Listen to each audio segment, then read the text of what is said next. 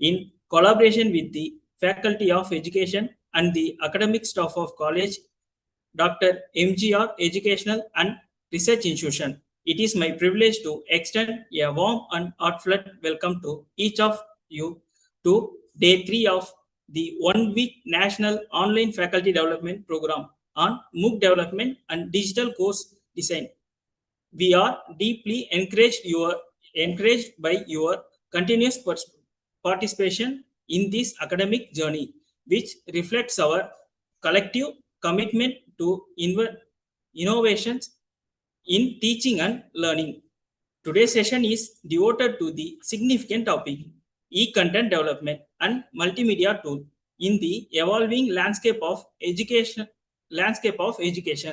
Digital pedagogy, e-content creation, and multimedia integration have become indispensable for effective teaching, learning, and assessment.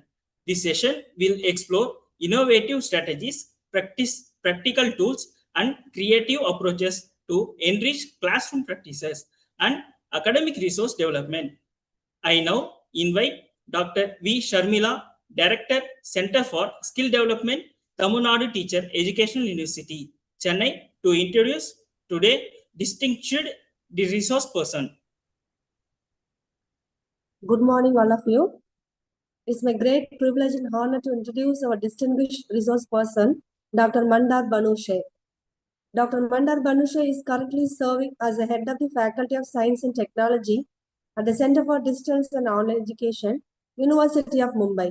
He is also a UGC nominated Executive Council member of Symbiosis International University and a member of the Indian Knowledge System Subcommittee constituted under the NEP 2020 Steering Committee of the Government of Maharashtra.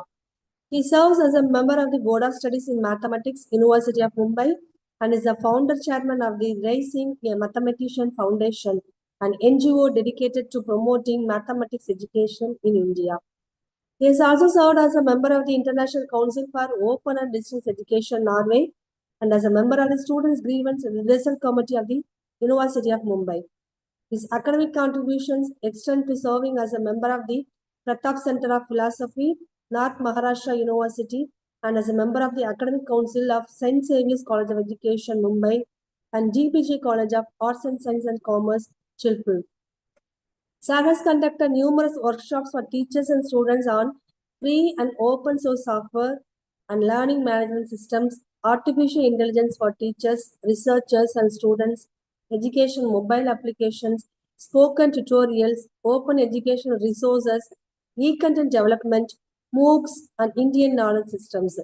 He has trained more than 20,000 teachers across India through workshops and webinars on e-learning technologies and has delivered over 380 lectures and workshop sessions on NEP 2020, Artificial Intelligence for Educators, National Curriculum Framework, National Credit Framework, MOOCs, OER, ICT integration, institutional development plans, and Indian knowledge systems through various universities, colleges, and Malavya Mission teacher training courses centers. Mr. Banushe is a recipient of the National Award for Best Education webinar series presented at the Indian Education Congress held in New Delhi. He has also received the National Talent Search Award and was specially honored by the University of Mumbai for training more than 17,000 teachers in e-learning during the COVID-19 pandemic. An accomplished author, he has written 4 books in mathematics and contributed more than 50 chapters to 18 academic books. He has worked with IIT Bombay in Maharashtra State Project that trained 8,000 high school mathematics teachers under the Rashtriya Madhyamik Shiksha Abhiyan. He has successfully offered 2 cycles of a 4-credit Swayam online course in mathematics, which has been recognized by the UGC as Faculty Induction Program equivalent. He currently serves as the Swayam Mentor of the University of Mumbai and coordinates the Center for Excellence in E-Content Development, where he has curated more than 700 educational videos. Sir, remarkable contributions to mathematics education, online learning, digital pedagogy, teacher training, and educational innovation have earned him recognition and respect across the academic community. We are indeed honored to have such a distinguished academician, education technologist, and mentor with us today. Sir, we extend a warm welcome to you and eagerly look forward to our insightful deliberations. Thank you. Thank you very much, Dr. Sharmila, Dr. Geeta, Adityan, and everybody who is in the organizing committee of this FDP. Friends, a very good morning. There is a message in the chat which I have shared for all of you. My presentation you will be able to see on that link and not on this Zoom environment. This will be an interactive presentation, and therefore the more people join, it would be good. After some limit, maybe because we are 200 plus here, not everybody will be able to join. But yes, for those who will not be able to join for some or the other reasons, after some time, I'll definitely share on the Zoom link the same presentation.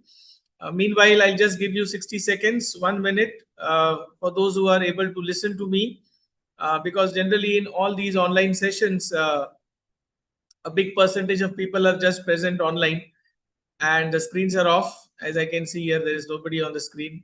Very few people I can see, but the numbers are very big, 215 as I can see. So, is it being live streamed on YouTube also? In that case, I think I should be share the screen in that case, because those who are on the live screen will not be able to see this. Fine. So let us move with the first thing to begin with. Those who have joined the link in the chat, as you can see, on the right hand side, there's a text box where you need to come, you need to type your name. If you have joined using a laptop or a desktop, this is the most easiest one.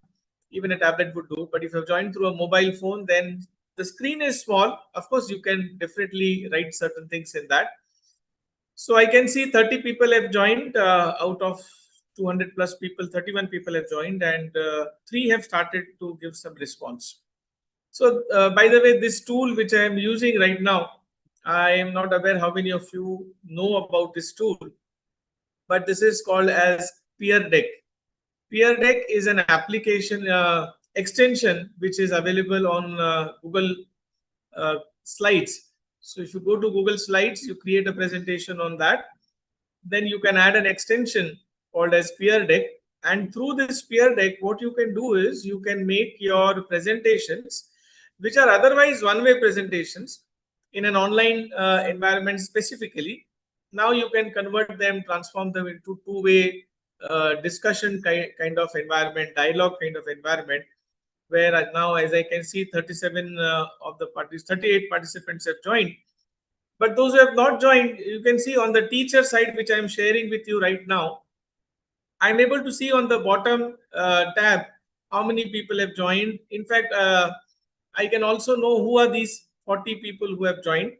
And when I want to show the responses, a question has been asked in this online session. If I want to show these responses to the participants, then I can show it in this way that yes, there is Juliet who is there, Sasikala who is there. There is somebody by the name Good Morning Sir who is present here. Well, the question was to write your name.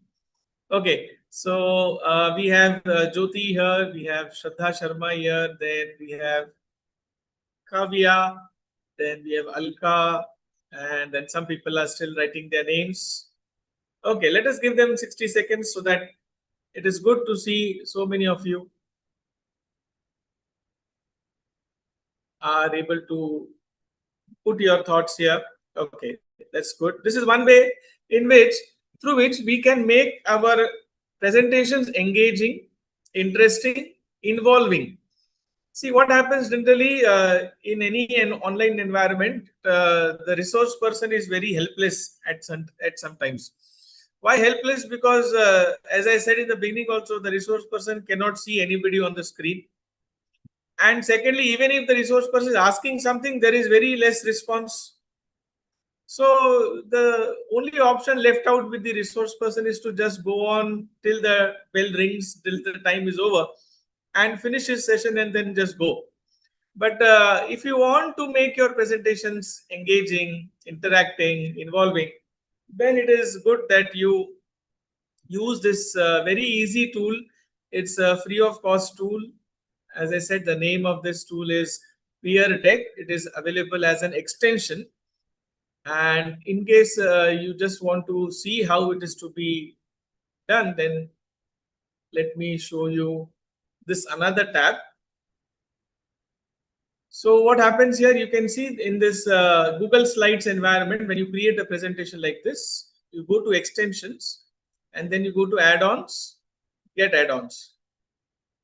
Okay. When you go to this get add-ons, then you type their Peer Deck. And just the first slide which you get, the first extension you get, you install. Once it is installed, to use it is very easy. You will just get it in the drop-down list of extensions and you have to click on Open Peer Deck. On the right-hand side, you get this panel and then you can use it to make your slides very engaging. As you can see, this slide which I had given, which is there right now in front of you, is exactly this particular slide which I have taken from the Peer Deck environment. Okay, let's come back to our presentation. So very good, 64 people have joined. It's a very good number. And Geeta madam and everybody, you should be happy. You have got good participants. So generally, my experience is not that good. People are just joined, but out of 260 is a very good number. Hopefully, by the end of the session, everybody gets on board with this particular environment. Okay. By the way, in the chat, you can avoid writing messages because if there's any question, genuine question, we'll be able to answer. The rest of the places, we are just going to follow with the interactions which are available on the slides. Fine. So once again, welcome all of you. We have a very small presentation of 30 slides and there will be some kind of hands-on I'll try to do in between. We have roughly 1 hour, 15 minutes. 10-15 minutes we'll keep for some question and answers. So we have 1 hour, 30 minutes, more than that. So that's a good number. Let us see how we proceed. Okay.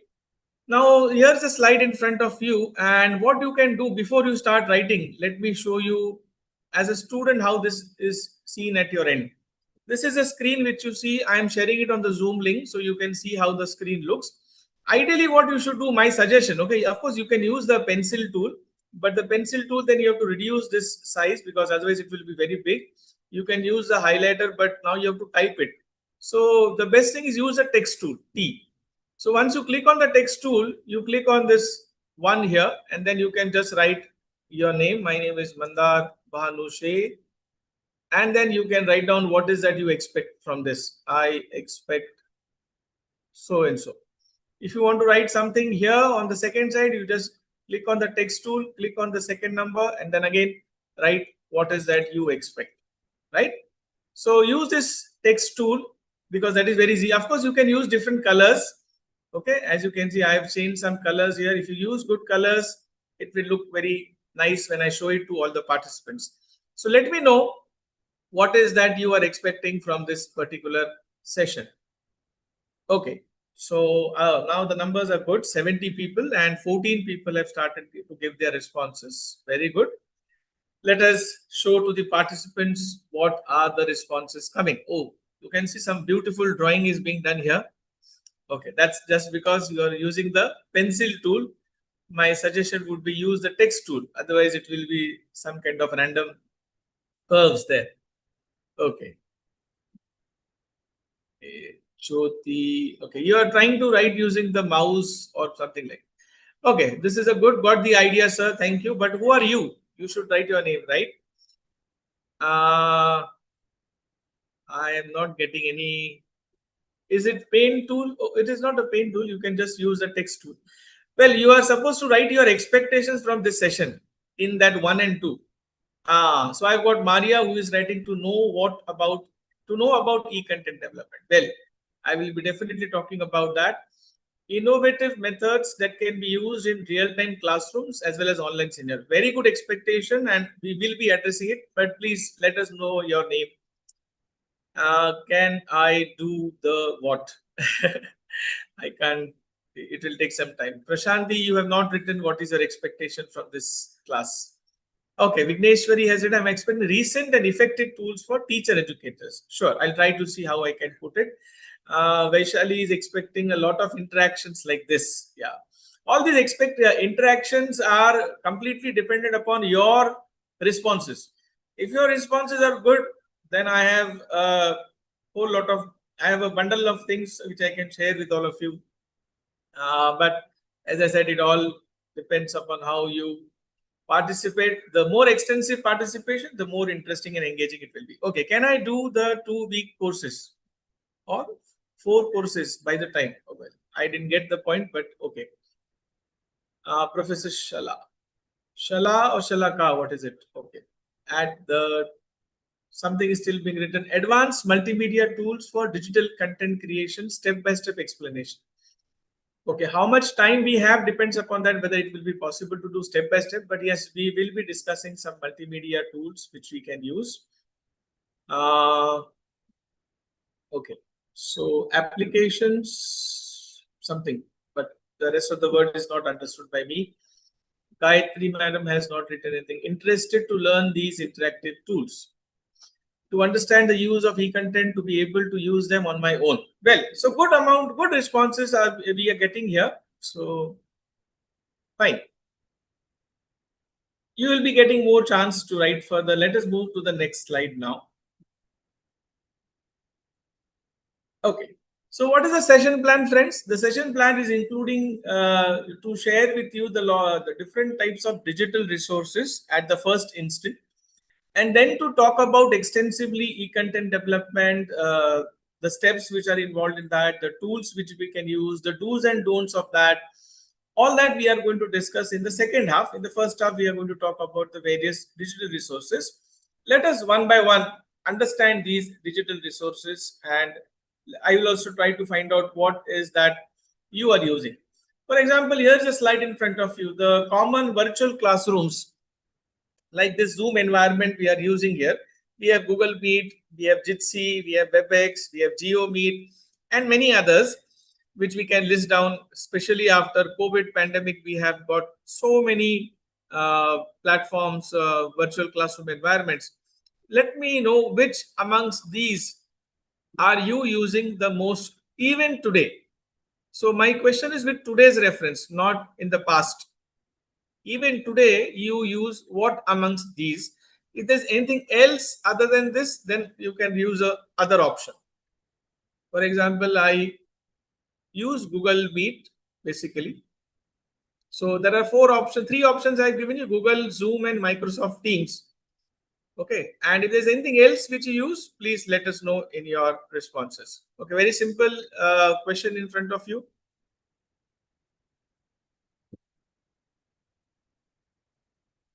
Okay, so I'm getting a pie chart here which says of the 33 responses, 35 responses. So we have now reached, we are almost reaching a century now. 95 people have joined the link which I've given in the chat.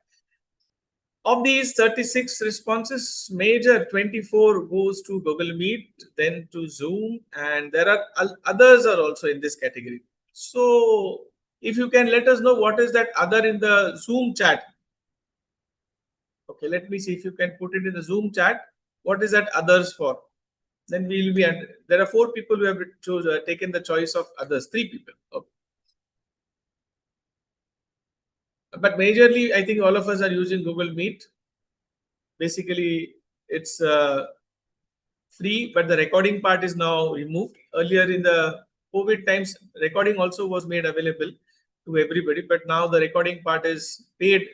The service is paid in that case. But Zoom, yes, it's a 40 minutes recording with recording and free environment. After 40 minutes, if you want to extend, then you can close it, again restart it, or you can take the paid version of Zoom. Microsoft Teams is also what people are using. In Mumbai, many colleges are still using Microsoft Teams, but I think in Tamil Nadu and everywhere, most of you have shifted to Google Meet. Okay, let me see in the Zoom. Anybody has written any answer where I use this tool? That I take. Okay.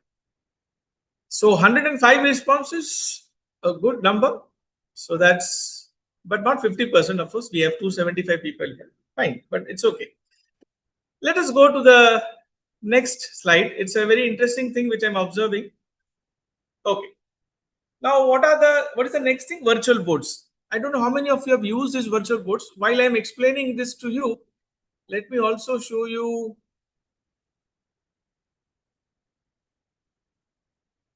Okay, this is what you are getting on your right hand side. Okay, on the bottom right, you see the option of plus post. So what you have to do is you have to click on that plus post. And what is that you have to write? I have asked you a question. What do you think are the Gen Z and Gen Alpha challenges? You can put their characteristics also. The generation which we are handling in our classrooms. Okay, so for that, what is your response? It's very simple. You have to just click on the plus post option and write your thoughts. You can also click your picture. If you see, there are some pictures also very nice here. This is my picture here, by the way, you can see on the screen. So what you do is you just click on that post and give your thoughts. Meanwhile, let me explain you about this particular slide, which is about virtual boards. See, what are virtual boards? Virtual boards is what, as one of the participants was asking, that we need to know some kind of tools which we can use in the classroom also, in the physical classroom, as well as we can use it in our online lectures. So Jamboard, for example, was a Google application. Sideboard is a, again, virtual board, virtual whiteboard, which is available. Open board is also virtual whiteboard, which is available. Most of these virtual boards are collaborative boards. What is the meaning of collaborative boards? Means you and your students can simultaneously write on that screen. That's the meaning of that virtual whiteboards. So please have a kind look at it. You can go and search about this open board and sideboard. And if you feel that in your courses which you are teaching in the physical classroom, do you think that this would be recommendable? See, our students whom we are handling in our classrooms nowadays, they already have smartphones with them. Now, what is in our hand? One policy to make that no smartphones are allowed in our classrooms.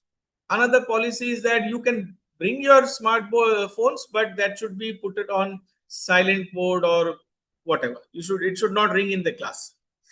The third policy can be, okay, you have a smartphone, come on, take it out. I am going to ask you questions in a live class, which is a physical face-to-face class. Let us respond to that. And that becomes a collaborative learning environment. That becomes also, in some sense, when you allow collaborations, it becomes a cooperative learning environment. Those who are from teacher education will understand what I'm trying to say here. See, these are the things which pedagogically are very important to incorporate in our classrooms. Otherwise, our experiences say that our classrooms have become monologues and our learners have become passive learners. Now, these monologues have to be transformed into dialogues, into interactions, and our passive learning in the classroom has to be transformed into active learning. How do we change the classroom dynamics? How can we make it in a very dynamic environment? So that can happen when we involve the learners in the learning process, in the teaching, learning, evaluation process. Now, how that involvement of the learners can be done? By using multiple tools like this, for example, which I'm showing to you. Now, this Padlet, which is being demonstrated right now with all of you, this example is of Padlet, Padlet. As you can see on the top right of that screen, there's a word Padlet. So most of you have written anonymous things, but it is good. It would be good if you can write your names also there, name, your subject, from which college you belong to, which university you are from. So that this becomes a very good proof for all of us to analyze the situations. So just let me read some responses which have come from all of you. The Gen Z and Gen Alpha kids face challenges such as excessive screen time. A very, very good point here. Social media pressure, there's a peer pressure, there's social media pressure, and mental health issues. All 3 points mentioned by whoever is this. I would love to know the name of this person who has written. But yes, it's a very valid 3 pointers here. They also struggle with maintaining focus, balancing the online and real life, the distinction between real life and real life, right? Dealing with the overload of information. My God, all the points what you have written, sir or madam, whoever it is, excellent points. Facing difficulty in balancing screen time and real time. Very true. Using different language terms for communications. Yeah, they have got so many acronyms nowadays, you know, FOMO, then Delulu, Solulu, some kind of words. They new things get created. Okay, they are smart but less attentive. To make them concentrate in an activity for more than 5 minutes. You are very, I can say, okay, what you say, too much of 5 minutes means. I was thinking of 60 seconds. One reel is not more than 1 or 2 minutes, right? So the hardly the attention span is in seconds now. This is a good thing which one person has written, that they are creative and engaging. Yes, this also is a experience which we have, that they are creative, and if given an environment, they would be in an engaging mood also. Very moody, less attention span, creative, digital overload, trying to understand concepts. It's creative, interactive. Okay, focus on one thing at a time. That is what you're trying to say, probably. Okay. Nice observations. You also take your time to read these good observations which people are writing here. That link also you can copy. If you just click on the bottom, that padlet.com, no, you can just click on that and a new tab will open on your screen and you can later on read it, right? See, the best part of this peer deck application is that if I give some hyperlink on my presentation slide, in a normal case, when I am sharing a PPT from my end in an online environment like Zoom, if there are any hyperlinks on my presentation slides, the people who are watching it, cannot access it. But in peer deck, what is happening right now, my exact screen is there in front of your screen. So if I have created a URL and hyperlink, you will be able to click on that. For example, this Padlet link at the bottom, if you see the word viewing, padlet.com/something. If you just click on that, the same Padlet link will open in a new environment. Let me show it to you. This is how it looks in the new environment. And if there are people here who have not used this Padlet, again, this is free for creating 3 Padlets at a time. So at a time, you can create 3 free. But once a purpose is served, you can put it into archive and you can create new ones. Okay, so that is how you can use this Padlet environment. And you can see I can go to the settings and I can change the entire layout, the appearance, the wallpaper, the color scheme, all what I want to change from, see, format it from wall. If I want to make to grid, then I can change it to grid environment like this. From grid, if I want to just make a table out of it, I can create a table. You can see. So now I get those names, attachment, what is the content they have written, and what are the reactions and comments. And this, what you get, friends, you can download it. So that is the best part of that. So I can just see the share option is there. I can share it with my class with a QR code, with a link. I have used link here for peer deck application. And I can export this as a PDF also. This is useful for documentation purposes. So if somebody is asking that what are the classroom pedagogies as far as multimedia is concerned, as far as digital resources are concerned, are your teachers using, then this can be supported as a document. So the timestamp is there, the responses are there, the questions which you have, the interactions which you have asked, everything is there in this. And then you can export it as an image, export as a PDF. You can export it as a CSV, Excel sheet also. And of course, you can print it directly. So this is a very beautiful tool called as Padlet. And let me show you my dashboard here of the Padlet. So you can see there are, right now there are only 3 on the screen. But in the archives, you can see there are many which I have created, many. Okay, so this is something which is very interesting. I did a very nice 5-hour session on Indian knowledge system in a college. Okay, first year undergraduate college, more than 350 students were there. And I gave this Padlet to them. Let me show you the responses as an example. So this is what the students of first year undergraduate program, their first lecture on Indian knowledge. It was an orientation lecture on Indian knowledge systems. And I gave them this assignment to be completed. And you can see how these students within a span of what, not more than 2 hours, 30 minutes assignment time was given to them. They have filled this entire Padlet with all kind of whatever has come to their mind in that 2.5 hours, 3 hours, what I discussed with them. So this is the power of using this tool called as Padlet. So my suggestion would be that if you want to make your classrooms engaging, if you want to incorporate the new tools of the learning strategies, new learning strategies, where you want the students to form into groups and then discuss your things, I think this is the very important tool which you can definitely use. Coming back to our, okay, I think I have stopped sharing. I need to share once again.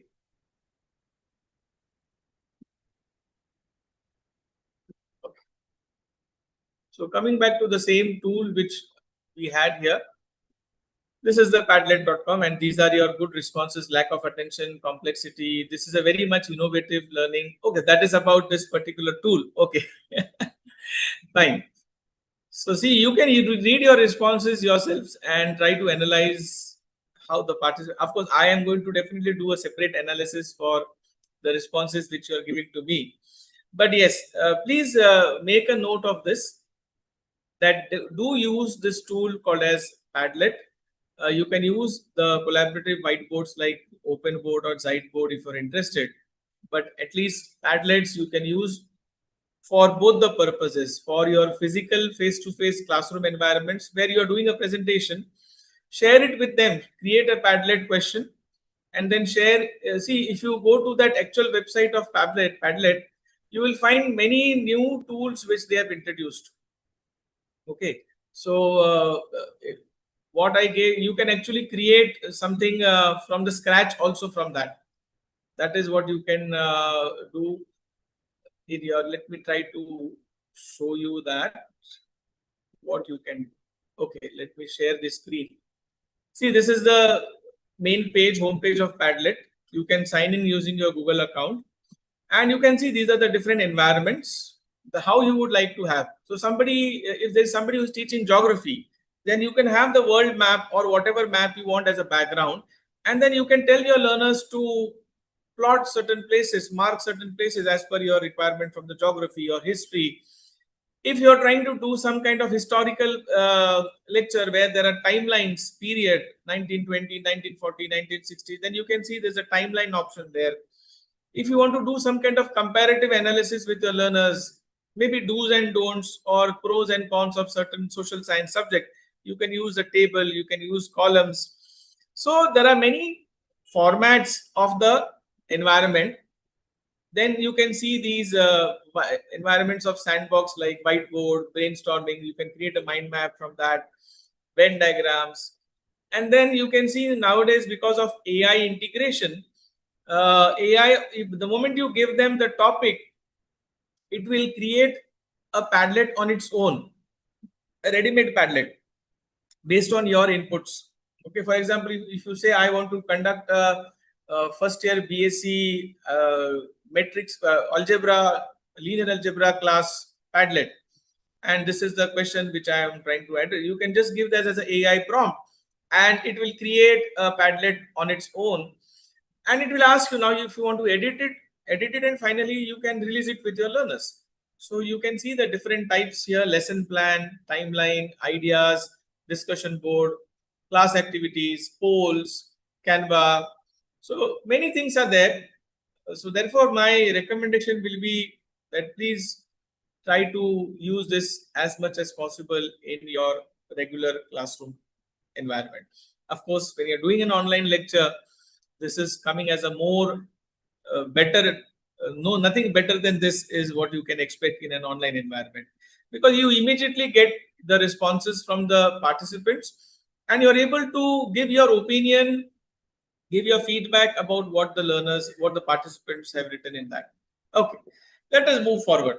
Then comes the area of virtual presentations. Now, first example is Peer Deck, which already I am using Peer Deck for this particular presentation, and therefore all of us have seen how to get that Peer Deck. In case you have missed it, or you have not got it, how to use it, then just you create a presentation on Google Slides.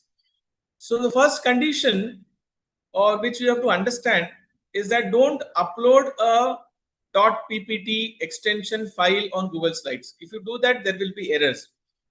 The process is very simple. You go to Google Slides. All of us nowadays have a Gmail account, so Google Slides is free of cost available with us. Create a presentation, maybe 1 or 2 slides if you want, just to create. Okay. Once you create that, you have to go to this extensions. On the top menu bar, there's an option of extensions. In that extensions, you have to go to add-ons, the first option. In that add-ons, you have to go to get add-ons. Once you click on this get add-ons, and should I go a little slow if you are writing it down, or you are just making a note, and this is anyway going on YouTube as well as it is being recorded? You can go back and watch it again and get it. So once you click on get add-ons, you will get an environment, a window will come up where you have to search the name. So you can type the name Peer Deck for Google Slides and you can install that. Once the installation is done, you get it on this extensions list itself in the drop down option, and you need to open it up. Once you open this, so there is a very quite interesting thing is, let me have a blank slide here.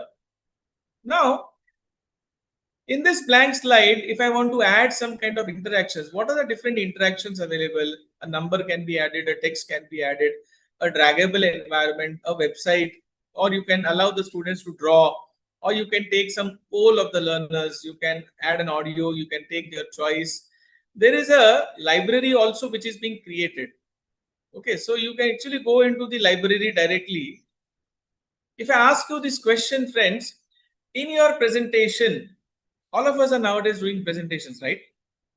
In your presentations, when is the moment we expect some kind of response from the learners? We expect some kind of feedback from the learners. When in that entire 1 hour or 2 hours of presentation, you expect now the learners, the participants should reflect on certain points. So you see the template on the right hand side on my screen right now.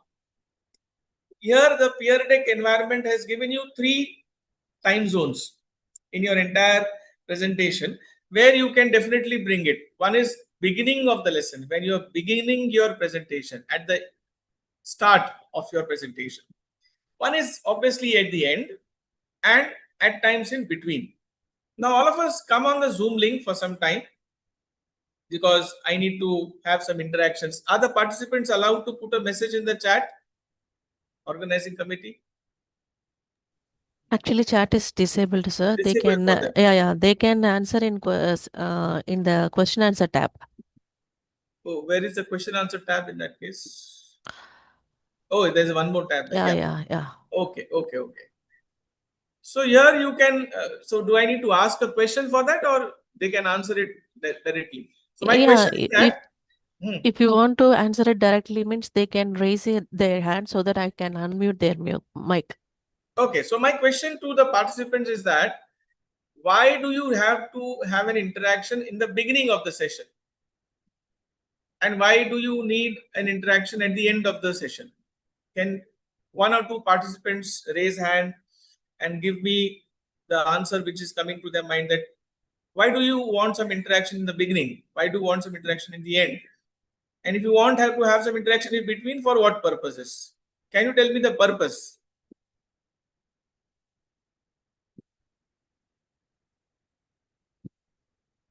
Okay, Juliet, Dr. Arjita, 2 hands are up. And Dr. D. Manik was a gun, if I have pronounced it correctly. So, yes. Sir, good afternoon, sir. I'm audible, sir? Yes, sir. Very nice, sir. Actually, your question is very relevant to your session. That we need the interaction in the beginning of any session, because we have fixed the objectives of the session, so that whether the objectives are very clear to the participants or not. For that reason, we need the interaction. The first beginning of the initiation. At the last, we need also the interaction at the end, whether the learners or have achieved the objectives framed for the session, and also it will give the satisfaction for the presenter. For Okay. that reason, we need both interaction in the beginning as well as end. I think Thank so. you very much, sir. Yeah. Thank Dr. you. Ajita,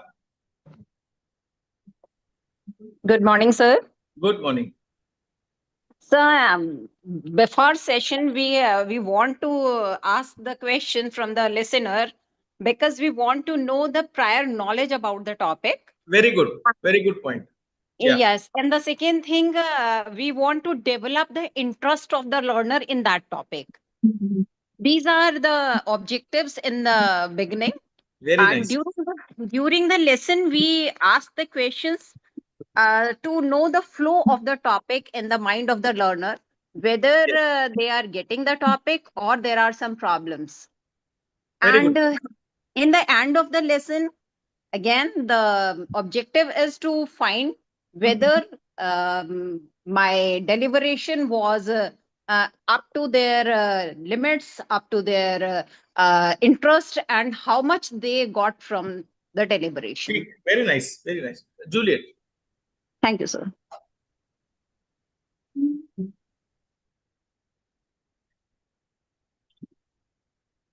Juliet Rose, you want to answer? Your hand is raised.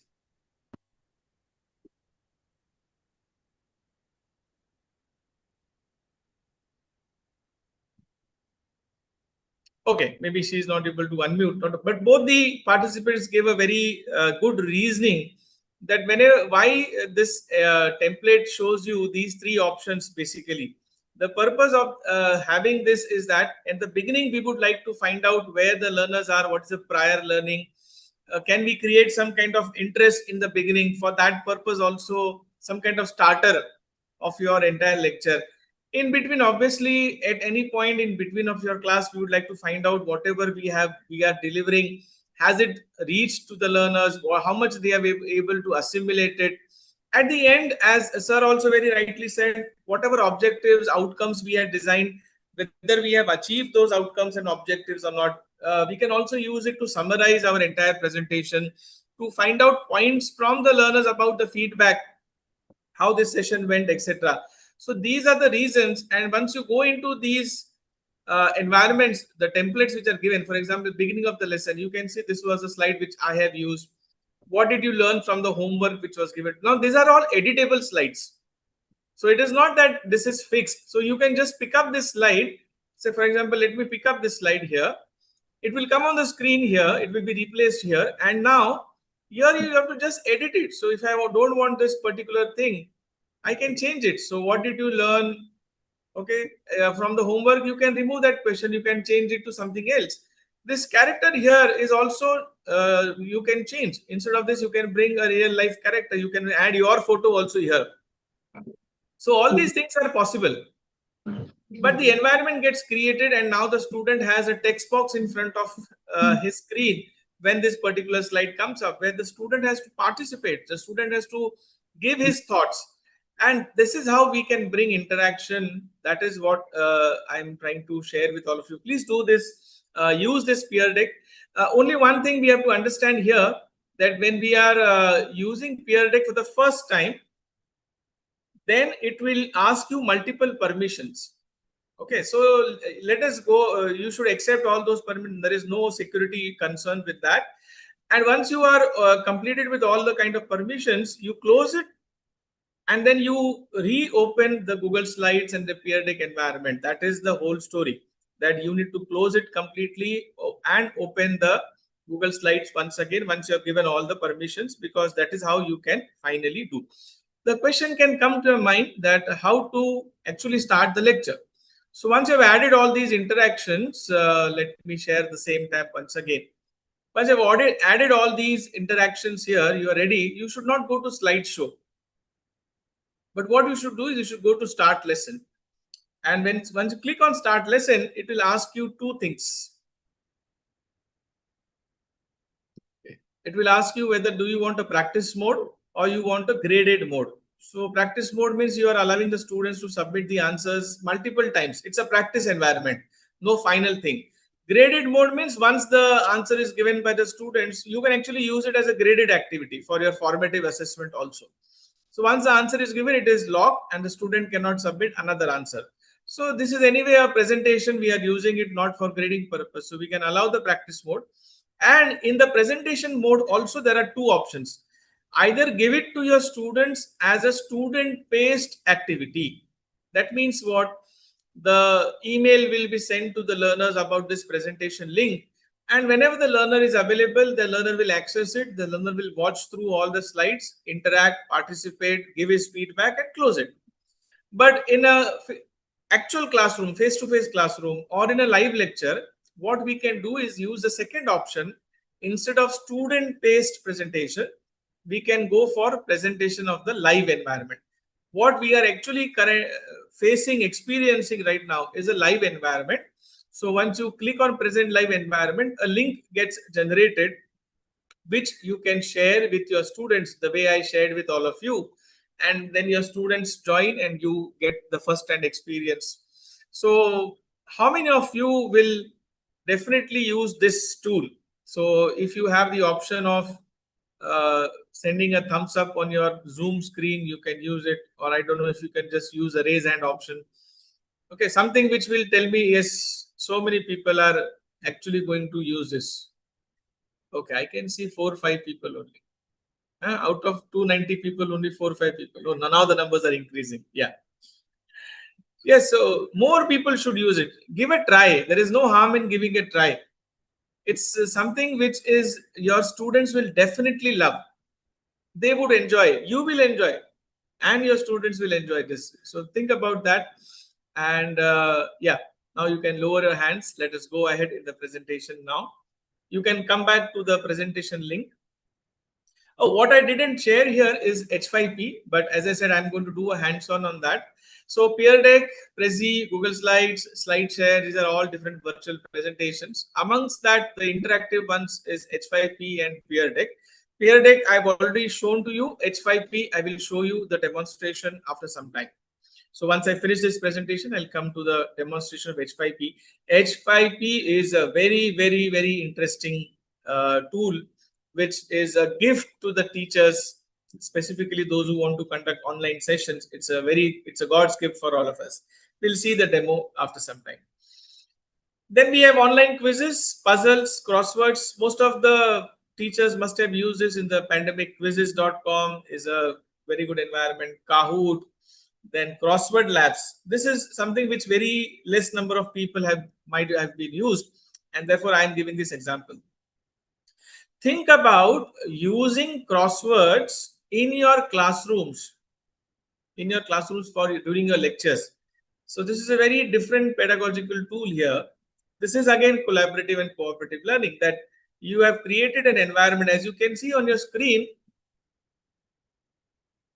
So on your screen, you can see this crossword. This crossword is about what? About the planets. Okay, and you can actually give it a live demonstration. Okay, now because here everybody is not allowed to use the chat and audio, probably you will not be able to do it. But give it a try on your screen. For example, what is this one down famous for its ring? So if I think it is Saturn, then I just type it SATURN. And that in a live class, you can make your participants one by one give the answers. Maybe the green house, yellow house, what we used to have in our school days. So this is how you can involve them into the learning process. And this is what I was meaning when I said that how do we transform our active learners to passive, from passive learners to active learners, sorry. How do you make your classroom dynamics completely change? You will be finding students jumping upon you to give you the answers. It's a very rare scenario in higher education. Generally, people are having a very dry face, a very the square face kind of thing, environments. You should be very serious. You should make the learning interesting. I teach mathematics and I use crosswords in our learning management system extensively, because that is how you can make a recap of things, whatever you have done in your class. Well, is it difficult to create crosswords? Absolutely not. Let me show you this example of crossword labs. So can you see this? I've shared this tab on the Zoom link. This is that crossword which I was showing to you.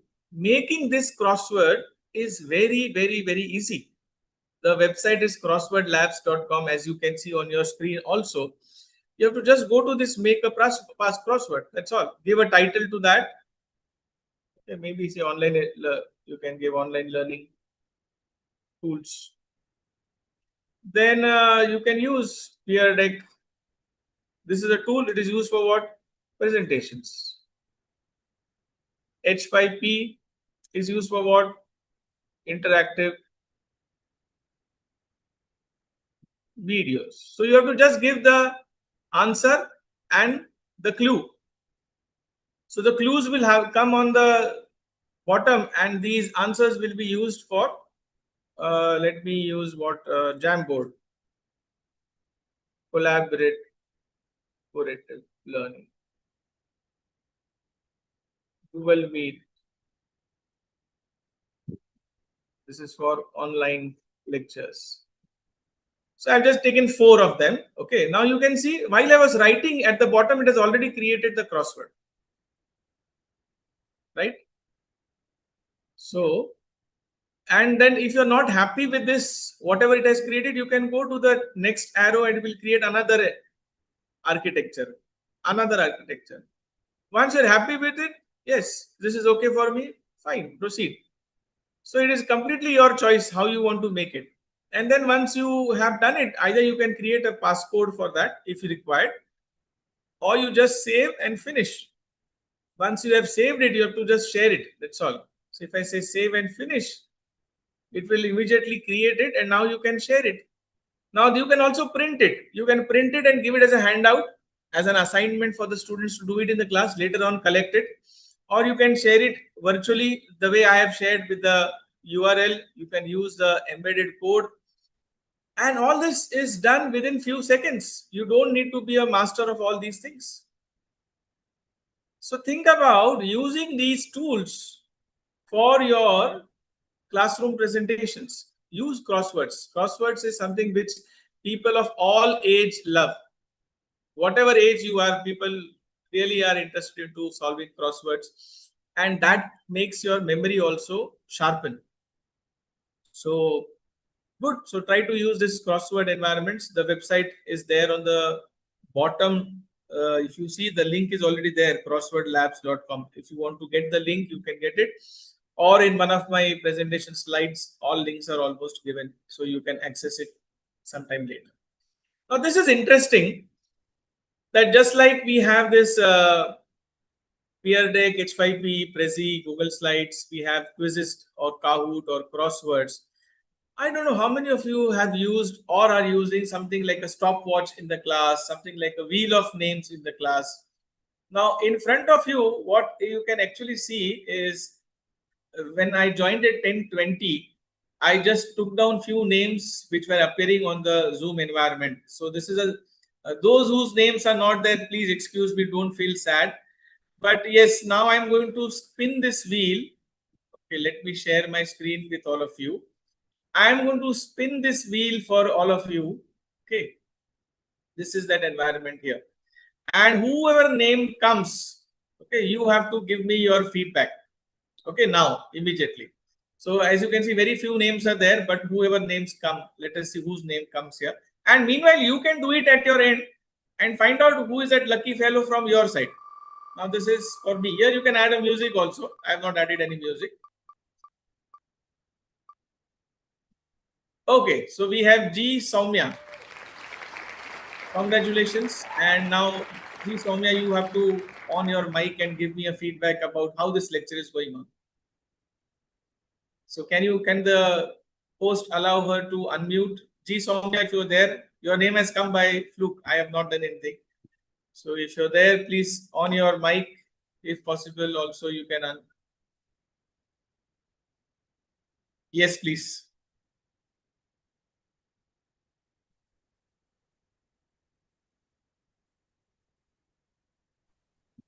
Hello. Yes, ma'am. Good morning, sir. Good morning. How is it going? as a very useful. So I was side by side. I was trying the apps which you are showing here. So that it is which you are doing here. I was side by side doing that. It was very useful for us. Nice. So thank you very much for your participation here.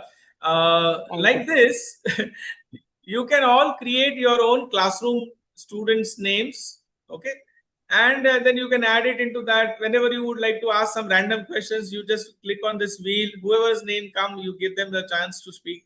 As an example, I'm giving this. You can use your own innovative methods. Just like this wheel of names, you have this stopwatch also. There are various types of stopwatches which you can see on this. So race timers, classroom timers, random name pickers are also there. So you can see this particular, these are names only again. So you have a lot of things on both the websites. So, and all these are shareable links. So once you create that environment, you can share it with your class. That is what I'm trying to share with all of you, that you can easily do this. There is the online stopwatch environment or this wheel of names environment. So let us remove Dr. Soumya from here and let us spin it once again to find somebody else's name. Now it's Sonia. Okay, so like that,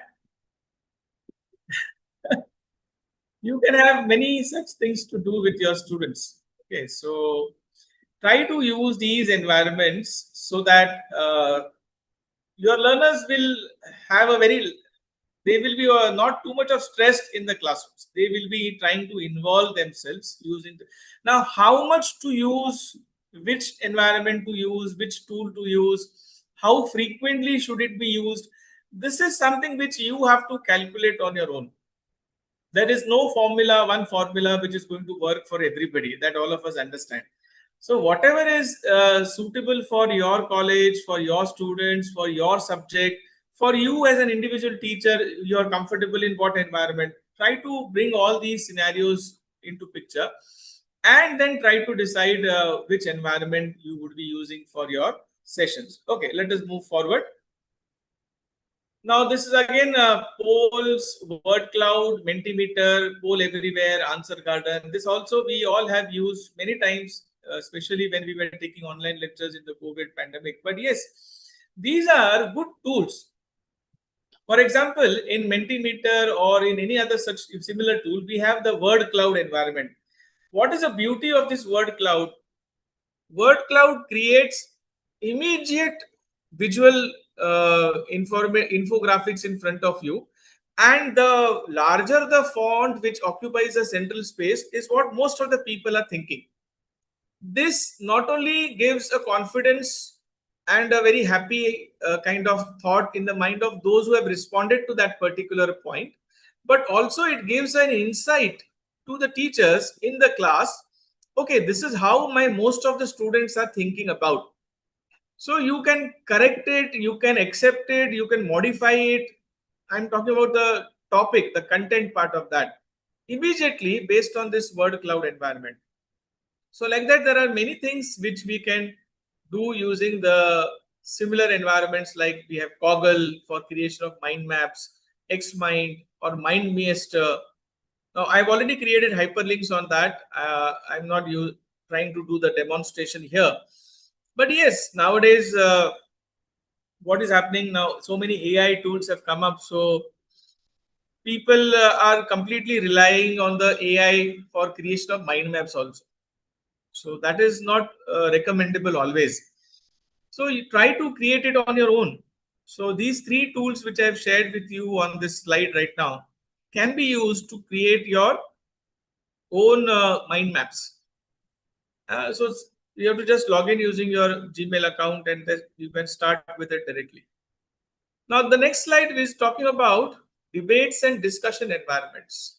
Now I don't know how many of you are from social science background or teaching that subject which requires discussions or which requires debates also at some times. So most of the time social science definitely use this debate environment, but discussion can be used by everybody, right? So if you want to create an environment, I'm giving you one example of Kialo here. So Kialo is a very good tool through which you can create your discussion environment, your debate environment. And the best part of that is it can be used live, and it can be also used as a tool which is a self-paced learning tool. So for example, on the Zoom link, I have shared my screen right now, if you can see. And if I give you this particular things, leaders are born or leaders are not made from, let me give you something. Online teaching learning is the best. Okay, let us take this. Now this is about pros and cons. I've given you one title. And then what are the pros of it? What are the cons of it? Now this I can also share right now immediately as a writer. Okay. And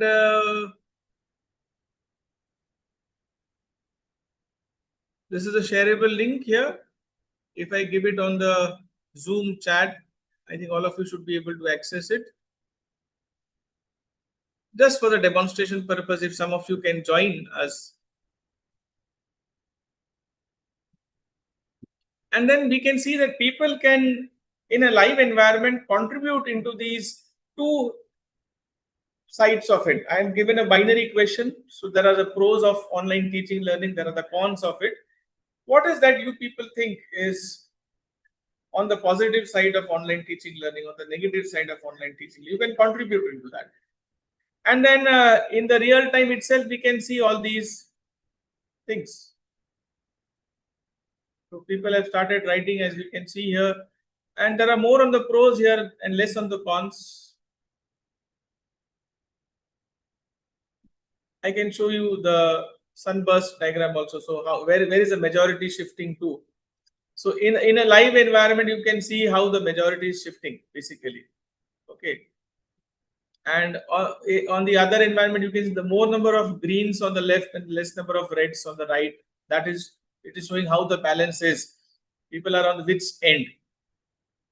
So this is a very good tool in some of my online FDP sessions. I have used this as a tool. As you can see, this is in one of the earlier sessions I have used this.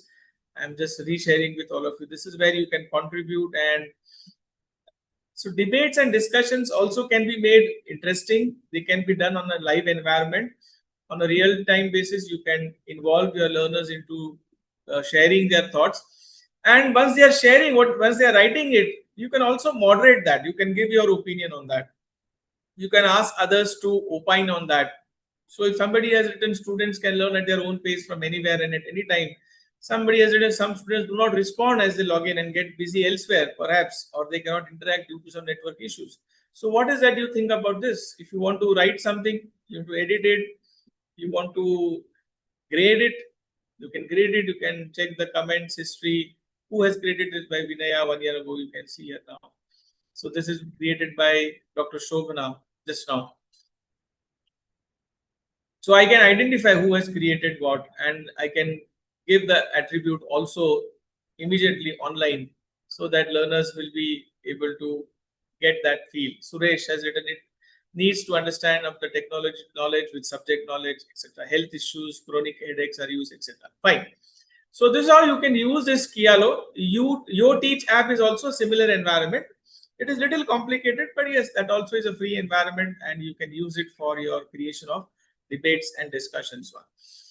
So whether you're teaching a science subject or a humanities or social science or a commerce management or some technology related or some teacher education related, you always have an environment where people have to discuss certain topics.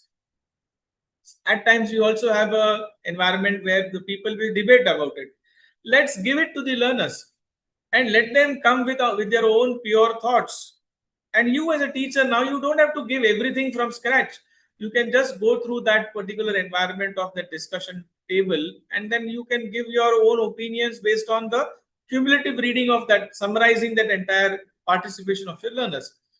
Think about this in that sense. Okay. This, as I said, is the list of all URLs. I'm going to share this presentation with Geeta madam and the organizers, so they will share with you definitely. Right now, we don't have time to click on each of this app, but yes, you can have it. I'll be sharing with all of you. So till now, do you have any kind of questions? Because now we are moving to the next part of e-content. Before I move to e-content, whatever multimedia resources we have, digital resources we have discussed, any questions are there in your mind related to that? So let me take. Okay. So there's a question. There are a lot of questions in this Q&A, but for example, one question is, I am doing a 4-week Swayam course. Will both exams be at the same time?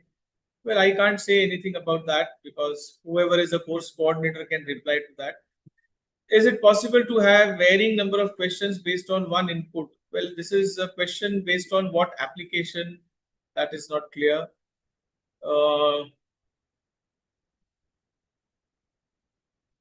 At the end to analyze. Okay, there are no questions related to whatever we have discussed till. These are some random things on this Q&A. Okay, how to create e-content to the classroom for the student in interactive methods. That is already, as I said, we can use e-content is I'm going to share now. Multimedia resources I have already shared with you till now. And the whole list of those resources also, URLs I have provided. Okay. So I think we can proceed with the next half and towards the end take more questions. But please in the Q&A ask some questions which are coming to your mind. Now this is again a very interesting picture in front of you. And why I have began with showing this picture to you is to tell you that let us not be rigid. So I am telling the moral of this picture first, and then I'm going to tell you the story about this picture. Let us not be rigid about whatever we learn as far as e-content development is concerned, as far as digital resources are concerned. Because if we are rigid about it, then yes, I've learned everything now, I don't need anything else to learn. Then this is what happens. What happened with the bridge is what is going to happen with us. So this is a real story from some place in Latin America. This bridge name is Choletecu Bridge. The story of this bridge is that on both the sides of this river, which you see on the right hand side of the bridge, a huge population used to be staying there, and they used to they were always moving from one bank to the other bank for their daily requirements. But because this area comes under a very strong extreme weather conditions are there, so they requested the government to build a very strong bridge over this river so that whatever storm or hurricane or whatever comes, the people will be able to cross the river. So the government spent a lot of money and technology, and they built a very strong bridge with a very good foundations. Nothing will remove those foundations. And everybody was happy for few days, few months, and at one day what happened, suddenly a very extreme weatherly condition appeared, and such a big storm had come that the river changed its course after some time. So the river was actually flowing below the bridge, as you see on the image. But what has happened now, the river has changed its course. This bridge has become now redundant, useless. At least in the 21st century, when we are handling with digital tools and technologies and AI specific disruptive technologies, we cannot be rigid about things. What we learned in 2020 is actually not that great for all of us in 2026. So in 6 me, years, sir. so many things have changed. Excuse me, sir. Yes. Screen is not visible, sir. Screen is not visible. Yeah, Oh, yeah. Okay. You should have told me. Just no. Okay. So you just heard the story without seeing the picture. Yes, sir. So this is the picture. And see, you can see the river has changed the course. The river was exactly flowing below the bridge. And now the bridge is useless. The population also has shifted. This happens. And therefore, when we are talking about e-learning and online tools and technologies, we cannot be rigid about things. One word is there going to be common with us forever. That is, keep on upskilling ourselves. So upskilling, reskilling, and unskilling. 3 things which every teacher has to undergo in 21st century. Unskilling because certain skills which we have learned a few years back may not be that important now, so you have to forget it. Reskilling because certain skills have to be reoriented, relearned in different way, so reskilling. And certain skills we don't know, we have to acquire them, so that is upskilling. We should be ready for these three levels of skillings: unskilling, reskilling, and upskilling. Let us move to the another image. Now, this is a place where I would like to have your interactions. So you have a choice to write your answers in the message box, which is there on the right hand side. The question to you is, what do you observe is the difference between the top image and the bottom image? So you can see, you can divide the image into two halves, the upper half and the lower half. What is your observation? Okay, of the difference between the upper half and lower half of the images. Now I have 212 people who have joined this link, a very good number, and I congratulate all those who have taken these efforts to come on this link. A very great, a very good audience I have. Let me agree to this point here, and I'm really thankful to God to be with you, all of us. So many people have joined. Very nice. Now you need to respond that what is that you think is the difference between the upper half image and the lower half image. I've got 6 responses, but let me wait for some 15-20 responses so that we can compare your responses. So take your time, 60 seconds.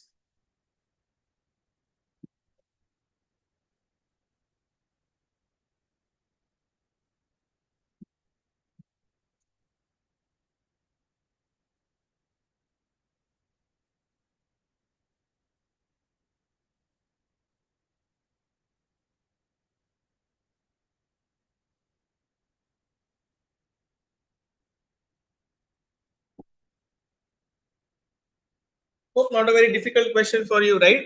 It's just observations. And when you see the correct answer, you will be very happy. Because this is related to today's theme also, obviously.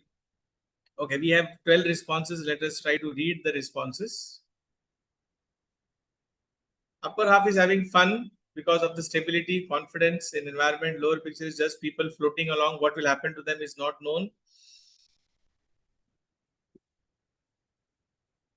People at the bottom are struggling. At the up level, they are enjoying.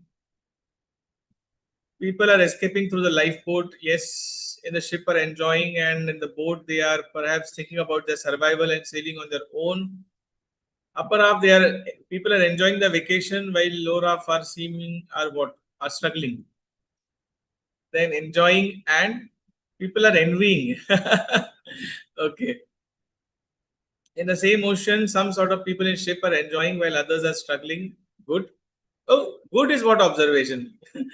Two different situations of people, one starving and other enjoying the meals. So I am getting different answers. You can have a good sociological analysis also of these answers.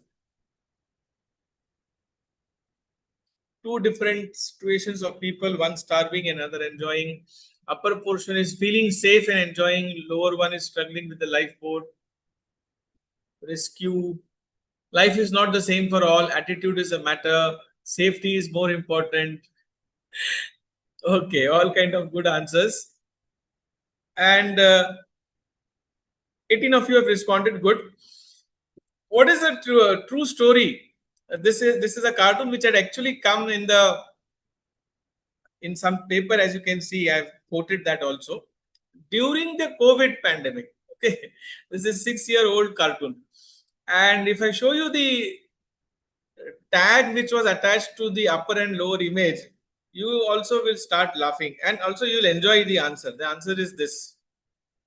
The upper one are those students who are participating in a pre-planned online course. And the lower one are from the COVID pandemic batch, emergency remote online teaching environment. So in an emergency online teaching learning environment, the students were at stress, the teachers were at stress. Okay, you can write your responses. Now, since you have got the answer, do you agree to this? Do you disagree to this? Or you have your own opinion about it? You can write it in the message box. Okay. The upper ones is basically those who have pre-planned. their online courses, not a sudden emergency break and they have started their online courses. They have understood the pedagogy of online teaching, learning, evaluation. They have got trained, and then students have enrolled, and now students are enjoying, the teachers are enjoying, teachers are serving the food there, you can see, you can think about that, okay, and the students are enjoying, there's a music going at the background and everybody is really into that. This happens when you use all the good digital tools which are important when we are conducting our online lectures. That is, if this is done, then you get that kind of responses. Okay, now let me see what you people are thinking. Exactly, the resources management was the key. Fully agree. Okay, not expected this. So you are disheartened because you didn't expect this, or what was that? The not expecting means what was the that you were expecting? Something very different, right?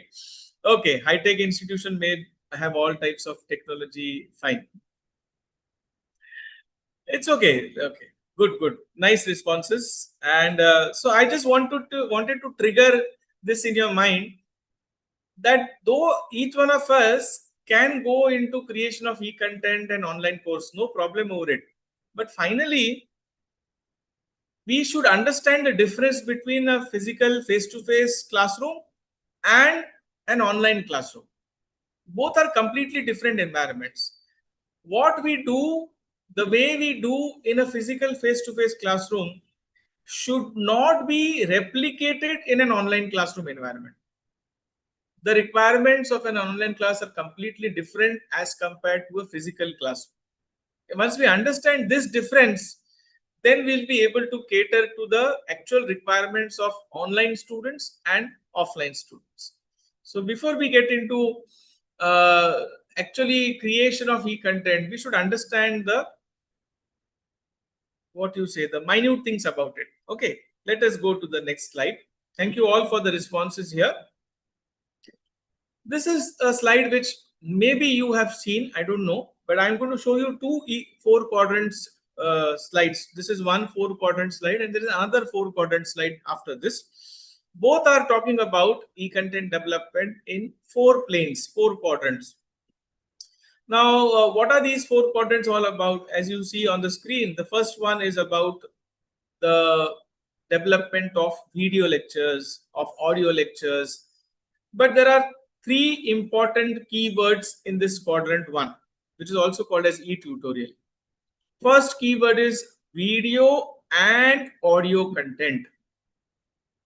Now think about your subject, whether you're teaching mathematics or economics or political science or sociology or teacher education or engineering or languages, whatever subject you're teaching, just give this a very, you can say, deeper thought. Is it possible in my course, in my subject, I can also create audio content, not just video content? What happens is, friends, when we talk about e-content development, the first and the foremost, and mostly the first and the last point which comes to our mind is to create video lectures. Now, this is not true. I had asked you about in that Padlet the characteristics of Gen Z and Gen Alpha. If you see this generation carefully, many of them are interested in listening to podcasts. They have these earphones always picked into their ears, so they are listening to something. And therefore, if that generation with whom we are actually going to deal with is interested into some kind of audio environments, can we think about creating audio content for our own subjects also, for our own courses also? In 2012-13, when our Mumbai University's community radio got a DST grant for running a mathematics program on our radio, when I was involved, I was very surprised initially that how can we do mathematics on radio? But we did one full year of episodes on that community radio on the subject of mathematics, and it was quite interesting. So my own myth in my mind that maths cannot be done in an audio environment was completely busted. Think about this. And can we have a good blend? So the first keyword in this first quadrant is about video and audio content. The second keyword here is organized format, not randomness. There is no randomness in this. So whatever video, audio content we are creating, that should be structured, that should be in an organized format. And the third keyword here is along with the transcription of the video. See, in our normal usage of words, we have this one phrase which is very common, one question. And what is that one question? What came first? The hen came first or the egg came first? This is what we keep on asking each other, right? People may say hen, some people may say egg, and there can be differences. But if you ask me here, what comes first? The video lecture comes first or the transcription comes first? Transcript comes first. My answer to this is very clear, without any ambiguity, without any question in my mind. Transcript comes first, because transcript comes from script. So, friends, when you want to create any kind of video, audio content, the first step is writing the scripts. Write down the script. Why to write down the script? You may think, and you may also ask this question to me that, sir, I am already so much experience in this subject. For 20 years, I am teaching this. Why should I require any script? You just bring me in front of camera. I'll go on saying whatever comes to my mind, and that will be absolutely correct. Well, that may be true. But still, I feel that if you want to be very crisp, to the point, focused on what you want to deliver in the next 5 minutes, it is always recommendable that you prepare a script first. So writing a script, going for instructional design, going for video audio content recording, and then putting in an organized format is what is expected from the first quadrant. So that is the first quadrant about. The second quadrant is self-reading material, self-learning material. So you have ebooks, illustrations, case studies, presentations, web references, open educational resource. You can have research papers and articles and journals. You can have some historical development of the particular topics in your course. Some newspaper articles also can be used. Now, why I'm saying this is that the learner's learning has to be taken to the next level. So the learner has listened to your or watched your video or audio content. Now you need to give them some additional material. The word additional is the key word here. It is not mentioned on the screen, but I'm telling it. This is also to make the points in your mind very clear about this quadrant 2 and quadrant 1, that sometimes our teachers feel that the transcript of the quadrant 1 video is the quadrant 2 self-instructional material. It is not like that. In fact, you should not repeat, you should not replicate it. Which means that once you have a syllabus in front of your eyes, what is the course syllabus which you want to record, then you and your team members should decide that how much or what topic in this entire syllabus should be going into the first quadrant. And for what topic, I did not create a video lecture and audio lecture. I can directly go for some self-reading material. That is how we have to balance it. Everything of your syllabus of your course need not get into a video lecture. Everything need not be a video lecture. Certain portion can go as a quadrant 2 material. Certain portion can go also as a quadrant 3 discussion forum topic. Certain points can also go into the fourth quadrant, because fourth quadrant is not about just assessment leading to marks. It is not always like that. Fourth quadrant is to find out where the learner's learning is as of now. Whatever outcomes and objectives we have listed, how much have been achieved, attained? If not, then what is the issue? Therefore, third quadrant and fourth quadrant is a place where the students are going to get clarification of their doubts. So in fourth quadrant, there is a FAQ which can be generated. In third quadrant, the discussion forum can be place where the learners will be asking their queries, and we have to respond to those queries in a near real-time basis. Not like that if a student is asking a question at 12 o'clock in the afternoon and you respond 2 days later to that query. In that 2 days, the entire tempo of that student has gone down. Why should I be in this online course when the teacher doesn't want to answer my question? It has been 2 days I have been asking this question. Nobody is replying to my question. This should not happen. So this is that 4 quadrant where you have the video, audio content in an organized format along with the transcript, self-instruction material, discussion forum, and assessment and evaluation using multiple strategies. Let us not think about objective question means only multiple choice question. You can have different types of objective questions here. And also use this to clarify the misconceptions of the students. So this is one type of e-content.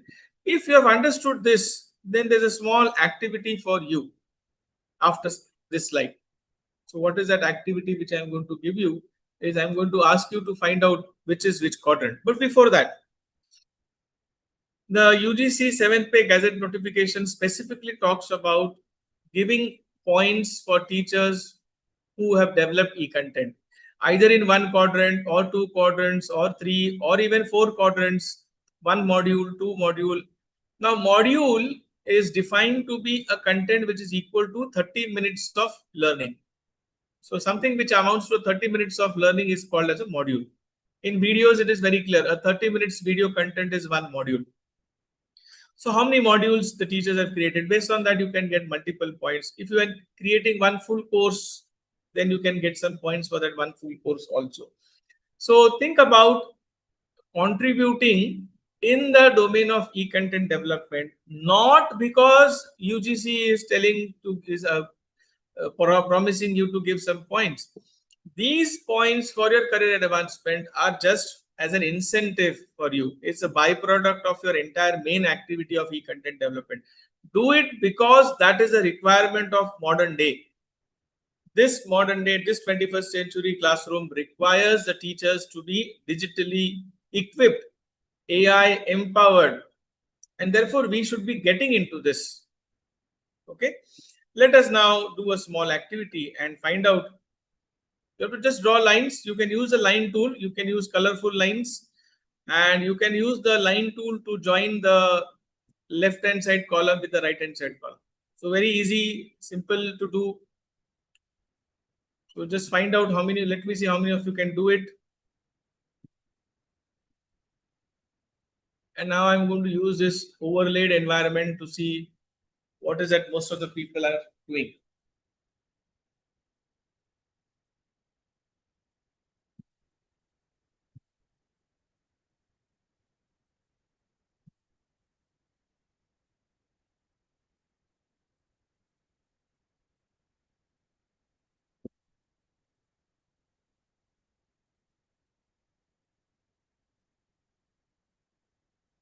Okay.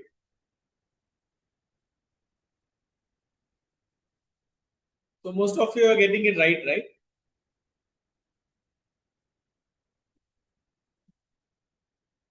Quadrant 1 is connected with video tutorials. Quadrant 2 is with self-learning material. Quadrant 3 is with discussion forum. And this has got little messy now. Okay, let us go here. This first one is good. Very colorful lines have been drawn here. Good, very nice colorful lines. Okay. See, once you draw, this becomes a X0 environment, 3 by 3. Okay. Oh, what kind of mess is this? Completely what you have done. Okay. So good. 23 people have responded. That's a good number. We are having less time, so let me proceed to the next slide. Now, this is a slide which is about the video typologies. In how many different ways can we record our video content? This is taken from the UGC Swayam MOOC's manual. So you can see the talking head method, the presentation slides over voiceover, picture in picture. You can have a text overlay. As you can see, the person is there and the text is also there on screen. A Khan style tablet capture where there is no instructor seen on the screen, just people are writing it and the learners are able to see it. Then we have another list of typologies. You're actually writing on the whiteboard, green board, blackboard. That is getting recorded. Screencast is what you're using. Animations is what you're using in your class. a classroom lecture is actually live getting recorded. A seminar or a workshop is getting recorded. There's an interview which you're conducting with 1 or 2 people. There's a one-on-one conversation which we are actually doing. There's a live video which you're taking from your office. A webcam is also. These are various ways in which you can do your e-content. Okay, of the first quadrant part, videos, lectures. But think about audios also. Okay, don't skip that audio part. Okay. This is an instructional design model. Again, those who are from education background know about this, but not most of the other people know about this. When you want to create your own online course, then you need to follow some steps. Somebody was asking me, I need to know the steps of creation of e-content. Then the steps are very simple. One of the famous models of instructional design is ADDIE model. Instructional design means it's a technique through which we design our instructions for any online environment. Not everybody is trained into this instructional design. You need trained instructional designers who have done this learning of instructional design very thoroughly. But we also can learn it by practice. There is no point, there is no issue on that part, but there are professional instructional designers who can assist us in creation of this. So one of the famous model of instructional design is the ADDIE model, ADDIE. These are 5 words. The first word is analyze. So when you want to create an e-content, you want to create an online course, the first phase is sit with your team members. Now, how many members should be there in your team? 6 to 8 to 10 people is a good number. You should have all kind of people in your group, in your team. See, all of us watch movies. Nowadays on OTT platforms also we watch it. The movie on the screen, we see very few characters. The hero, heroine, villain, and some supporting characters are there on the screen. But that is not the only team of people who are creating that movie.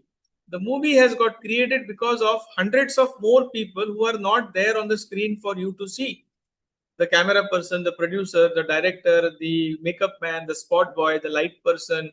There are so many people.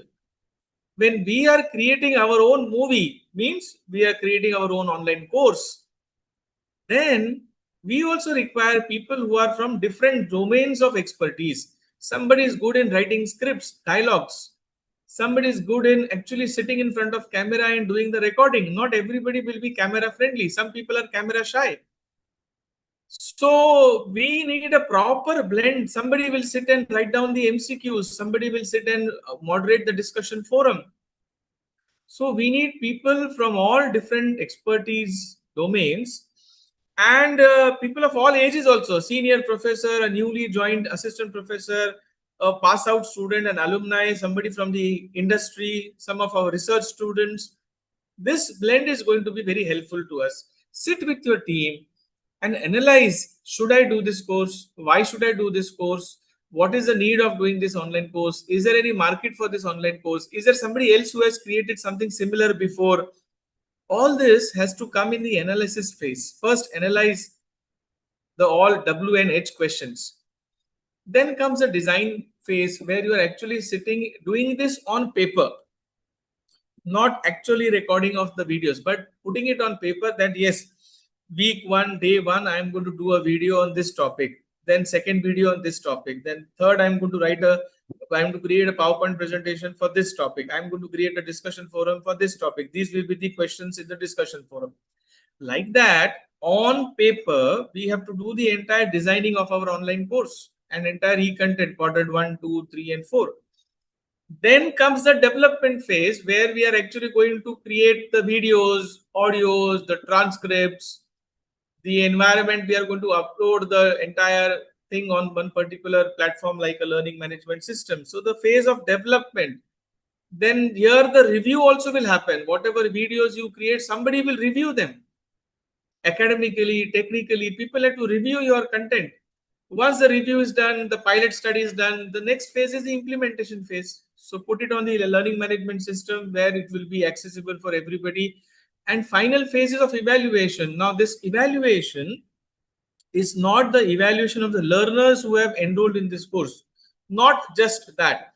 It is also the evaluation of your course. that whatever you had decided to give to your students through this course, has it been achieved? Are there any gaps, learning styles which are not addressed here? Is there any teaching gap? Is there any gap related to the assessment, formative, summative? Now, that is the entire feedback mechanism which is to be used here, so that in the next run, you are able to incorporate those changes and again make it better for the learners. So this is a small explanation. Of course, I can take one full session, 2 sessions, and training also can be done on AD model, but today's session is a very small span of time for us to understand this. So it's a glimpse of an idea about what is an AD model. Let us go to the next. Now, whenever we are creating e-content, the obvious question comes by teachers is about the copyright. Now, all of us know about IPR and copyright and all those related things. In e-content development domain, what we follow or we recommend is a movement called as open licenses, open learning. Everybody should be able to learn without any restrictions. So there are open journals, there are open learning websites. This all falls in domain of open educational resources. Now, therefore, there is a concept of open licenses. What are these open licenses? They are called as Creative Commons license, CC in short, as it is called. So on your screen, you can see 4 categories of CC license. 4 categories. One is attribution. Whoever is the first owner, give the attribution. This attribution CC license is called as CC BY. So this is a standard condition for CC license in which the usage requires citing, referencing of the original creator of the content. So CC BY is the lowest, easiest, and the most open license available in the Creative Commons license category. Then there is SA, share alike. What is the condition share alike here? That you are allowed to make any derivatives out of it, remixes, redistributions, adaptations, whatever you want to do with the content, you're allowed to do. The only condition is that once you have done it and you are sharing it as a second, third, fourth person, you should share it with the same license as was the license of the first creator. So if whatever the first creator has created as a license, then the same license should be continued once it is redone. The next 2 are little stringent, NC and ND. NC is you cannot make any commercial, non-commercial license. ND is you cannot make any derivatives out of it also. No adaptations are possible. Whatever it is, you have to just give it without any changes, modifications, no derivatives and no commercial. You cannot sell it. CC BY, you can sell it also. You can use somebody else's content and you can make a commercial out of it also. Not a problem. There is no restriction by the author. Based on these 4 categories, there are 6 licenses which gets generated. First license is simple license, as I said, CC BY, no precondition. Only one thing is you should give the attribution to the original author. CC BY followed by CC BY SA, that give the attribution to the first author, but do all kind of modifications. When you are sharing it, you share it with the same license, CC BY SA. That is the meaning of that. CC BY NC is you have to give the attribution and you cannot make any commercial out of it. CC BY NC SA, you are not allowed to do commercials. You give the attribution to the owner and now you share it after making changes with the same license. ND is you are not allowed to make any derivatives or adaptations out of it. And NC, ND is the most stringent part of that. No derivatives, no commercial part of that. And you have to share with the same, with the attribution of the first owner. Take time to understand this. Don't worry if you have not understood the first instant. These are not mandatory to be used. Understand this. Okay, there is no international court of justice where you can take somebody if somebody is not following these, because these are voluntarily accepted licenses which are there in the public domain. There is no compulsion for that. If you ask me, then my every lecture is always in the Creative Commons license environment. I create all my lectures in the same environment. And even my videos or whatever in YouTube also, you have this option of using a standard YouTube license or a Creative Commons license. So it is all recommended that you use these licenses, but it's completely free. You can have a e-content created with another license and not CC license, that also is allowed. Coming back to some reference of open education resource has come up to what is this OER. Now, some of you might have heard about it. Some of you might be hearing it for the first time. I will just say that OER is now such a strong 3-word phrase that it is now actually giving degrees also, not just small bits and pieces of course content, but OER is also culminating into giving degrees. We'll see in the next few slides about this. So 3 words: open educational resource is what is OER. Open means open for all. Educational means focused only on the educational academic content part. And resource can be of any format, any digital format. So a video, a sound, an image, a graphics, infographics, animation, all kind of formats of digital types. So we have open text as an example. We have videos which are there on YouTube as open education resources. We have softwares falling in the category called as free open source softwares, FOSS, FOSS. So FOSS is that area where people create softwares, but these softwares are such softwares whose source code is also available in the public domain. Anybody can use it, customize it, and use it as per their own requirement. Wikis, all of us have heard about Wiki Educator, Wikipedia, Wikimedia, Wikimath. There are many wiki. These are all open environments where anybody can edit those wiki pages. Blogs, everybody has heard. Virtual labs. Specifically in the COVID pandemic type, we have seen the excessive use of virtual labs where all engineering and technological computer science people have created simulative virtual lab environments where students can do the self-practice. Now, these virtual labs also can be used as a graded experiment. So they can be not the physical labs, but they can be actual virtual labs where the practical examinations also can be conducted. And then we have licenses, which we have seen. Finally, we have open access journals. Again, a very good movement in the area of research, where all of us know that when we are doing research, we have to publish articles, we have to access articles published by somebody else's. Many times these are paid research journals. So that this is a movement of open education where there are thousands of journals which get published under this category of open journals, where anybody has a complete access to the research articles.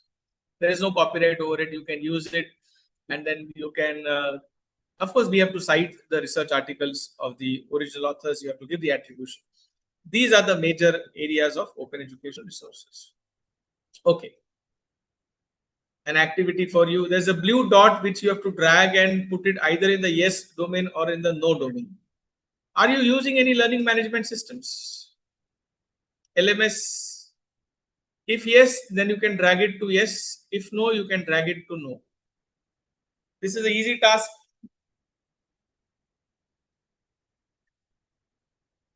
Okay. So what do we see? Major. We have a balance of people. Yes, no, balance. So yes, no, yes, no, yes, no, no, not decided, yes, no, no, yes, yes. So we have a balance, I think 50-50. We are moving towards 50-50. All of you should be able to respond, right? This is not that difficult. This is very easy.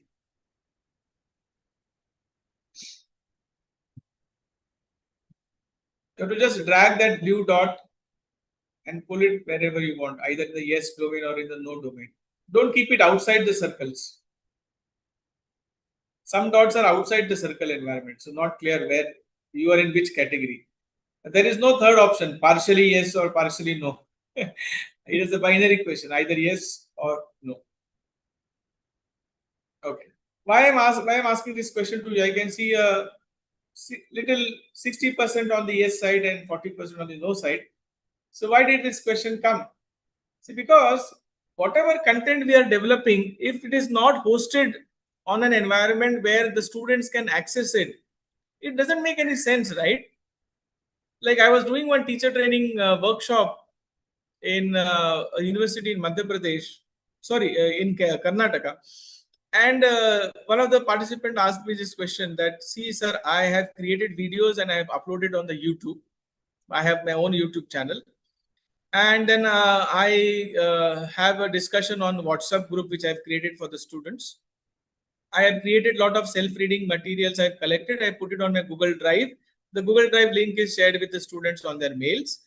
And whenever I have to do some assessment, I use Google Form as a tool to evaluate the learners. And then he asked me, isn't this a 4-quadrant tool? I said, these are 4 different quadrants in different zones itself. But in one plane, if you have all 4 quadrants, which means the student does not migrate outside the environment again and again to access the content from the 4 quadrants. If that is happening, then it is a 4-quadrant e-content. Otherwise, in separate domains and zones, we are already creating so many things. Learning management system is an ideal place where we can host our entire e-content. So what is the purpose and what are the features of learning management systems? I've given some examples: Moodle, Canva, Edmodo, Google Classroom. Though I don't like Google Classroom to be called as a learning management system, but yes, people call it, so I have listed it. Because Google Classroom is just like those multiple tiles which we have on the floor. Okay, so there are multiple designing tiles which we put on the floor. That doesn't make it one tile is not that entire floor. So there are many different tiles which are in the different domains. So they have all Google applications, and then all are not in one platform. A student has to migrate outside the main Google Classroom to access everything. So anyways, but you can still call it as LMS if you want. One important feature is holistic learning, learning from all sides. Then continuous evaluation of the learners. Currently, without LMS, what we are doing in the name of continuous evaluation is discrete evaluation. We do it once or twice in one semester. So once or twice in the semester is not continuous evaluation, right? It is discrete evaluation. What happens between 2 tests? Nobody knows. Next, it is about 24/7 availability. A learner wants to access the material in the midnight, early morning, in the afternoon. We will not be available in our college and university department. So the system is available, the platform is available, the learning management system is available 24/7, no time constraint for that. Anybody can access it if you are providing the access. Anytime I can access it from any place of my choice. Even if I'm traveling in a train or in a bus or anywhere, I can access my learning management system from any place. Self-paced learning. This is very important, right? The learners have their own choice, freedom. How much to learn, how many times to learn the same thing. We teachers have the chance of blended learning here. We can use blended learning strategies. We can use the concept of flipped classrooms very easily. You flip the classwork on the learning management system and bring the homework to your classrooms. Discuss it within the time frame of your class. See the change in the students. As teachers, what do? We teach in the class and we give some homework to be done at home. Don't teach in the class. What you wanted to teach, give it as a pre-recording material, self-reading material on the LMS. And what you want to do that at home, now tell them to do in front of you, maybe in the groups. This is flipped classroom, a very, very strong tool. Let us use this flipped classroom environment with the good learning management system as a supporting tool. LMS can be used for collaborative environments, for group submissions, for participative understandings. We as teachers can become global teachers, at the same time becoming vocal for our local students. My own college department students, other than that, there can be so many people who would be interested to learn from me. Why are we depriving them from learning from ourselves? So try to become global in that sense. It is not a prerogative of a professor from Harvard, Oxford, Princeton, or any other foreign university to start online courses, to conduct live lectures. Every one of us can do that. Everyone has that capacity, that capability, that expertise. But who has stopped us from doing that? Somehow this mindset of focusing only on a 4-wall classroom is an hindrance. Let us come out of that. LMS can be used both for synchronous as well as asynchronous learning. We can use multiple multimedia resources. We can use different assessment strategies. all this on one platform. So I highly recommend all of you, if you're not using, please use it. If you don't know, you do a training, very interesting. You can call me for training if you want. I will be very much interested to come to Tamil Nadu. Why to conduct these online lectures? It is good to see you all 200 people actually sitting in front of me. So that's a interesting thing which you can think about. Last two slides are feedback from your set. Now, please write this feedback using the text tool and be very focused. Now, I want all 200 people, 245 people who have joined to respond. Okay, this I'm going to submit to the organizers also. So use the text tool, the T, alphabet T here. Click on that alphabet T and click on any one of those four, all four if you want to contribute. I'll give you 1 or 2 minutes. In this 1 or 2 minutes, I'm going to open the H5P portal so that I can show you a demonstration of that. And once that is done, we will take questions from your side and we will close the session for today. Okay, so as much as possible, people, please do write down, definitely you should do that. Give your feedback.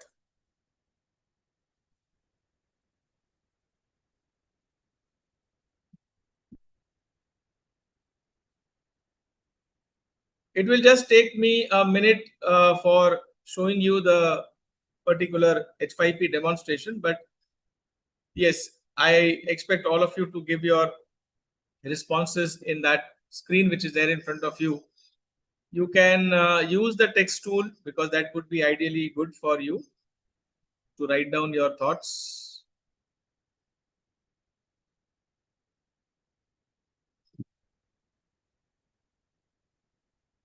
So I'm not changing this slide. There is, as I said, I have one more slide after this slide for you. So I'm not changing this slide. I'm keeping it as it is, but I'm changing the Zoom shared tab. So now I'm trying to demonstrate in front of you the use of H5P. So those who have finished giving your responses can come on the Zoom environment to see the screen which I am sharing. Oh, there are 330 people now, so the numbers have increased, but good, nice, good numbers. H5P, as I said, is a tool through which we can create more than 30 plus interactions, 30 plus interactions. I'm just going to show you the demonstration of one interactive video, but you can see your course presentation, means your PPT slides that can be made interactive. And then there is a whole list of these things as you can see on your screen right now. So more than 30 plus different interactive environments is what is H5P all about. H5P helps you to make your all deliveries engaging and interactive. Okay, whatever I said in my previous talk, no, so to make it transform from monologues to dialogues, from passive learning to active learning, interactions, engagement, making it interesting, fun, gamification, all that we can use using the H5P tool. So let me show you the demonstration of this H5P tool. Okay, are you able to see this screen? Yeah, I think I've shared this tab, right? Yes, sir. Okay. Now, if you see this video on the time frame, that is the bottom time frame, if you see, it's a 1 minute 5 seconds video just. But in that 1 minute 5 seconds, can you see the small white dot immediately after the video plays, a small white dot? Then there are these white circles. If I take my mouse over it, it says multiple choice quiz. Then this is something else, another interaction. This is fill in the blanks. This is drag and drop. Again, a small white dot here, serving tips, and a small circle here, summary. Excuse So me. what we have discussed during the peer deck, isn't it the same that beginning of the lesson? Excuse me, During the sir. lesson, yes? Actually, that H5P screen is not showing here. I think it is your PPT interactive video only I can able to see. I have actually shared this. 1 second. Okay. This is my presentation. Yeah, And is it visible now? interactive video, isn't it? Yes. On screen. Yeah. Okay, sir. So can you see those small circles and dots on the bottom time frame? These are the interactions in the beginning of the lesson, between the lesson, and towards the end of the lesson. This you can create by any existing video. The video need not be yours, shared on public domain in an open license. You can use that video, and anybody's video, your video, somebody else's video also. Now you can transform it into a dialogue, into an interactive video. Let us see the demonstration of this. Meanwhile, as I said, this the presentation link is already open. There I am expecting your feedback about what was the easy tool, what was a difficult tool, what you will never try, what will you definitely try. Answer some of that. That would be good feedback for me. Meanwhile, let us play this video. Good music. White dot has gone from the time frame. The video has not paused. I have paused it deliberately because I want to show you that what has been added. This is a video related to some preparation of some food material, and there's an ingredients list which has been provided here. Let us see the ingredients list. So 1 cup of milk, some blueberries, some strawberries, milk, and oatmeal cookies. Actually, in a class where the chat is allowed, I ask this, I take it as a live question. So you can always give answers, but now it's difficult, but I'll make it as much as possible interactive. So this is the first interaction. Then the video plays. These are all things, ingredients are there. Strawberries are taken first. Now again, the video has not paused. Okay, but let me pause it and take this multiple choice quiz. What kind of berry is this? Blueberry or strawberry? So if you answer incorrect, let us see. Check. Oh, your answer is wrong. Now your answer is wrong. You get the 0 out of 1 marks. You can see the correct answer also here. Correct answer is strawberry. You can either retake the question. Now take strawberry and check yes, correct, and then continue. Please remember that assessment is always not to be used for giving marks. So whether the student has learned, understood or not, at many times this is very important to know rather than what marks the student is going to score. You can see here that when we are in H5P, when we are making videos interactive, we have the option that either we convert it into a gradable kind of activity or non-gradable activity. Both is our choice. Now the blueberries are added, then the strawberries are added. Now this is being paused automatically. I have not paused this. The teacher has the control over these interactions, that what interactions are mandatory, what interactions can be skipped by the learners, right? So now this was very much mandatory. Highlight the ingredients that have been added so far. So we know strawberries have been added and blueberries have been added. So let us check. Yes, correct. Continue. Now milk has got added on it. And some cookies. Now this quiz is also not mandatory, but let us go through that. Fill in the blanks. So what has got added? Strawberries and dash berries. So we know the answer, blueberries. I am typing it. So the student has all different options, from selection to typing to drop down to match the column. All kind of questions are mixed with milk and oatmeal cookies. Check. Okay, all are correct. Proceed.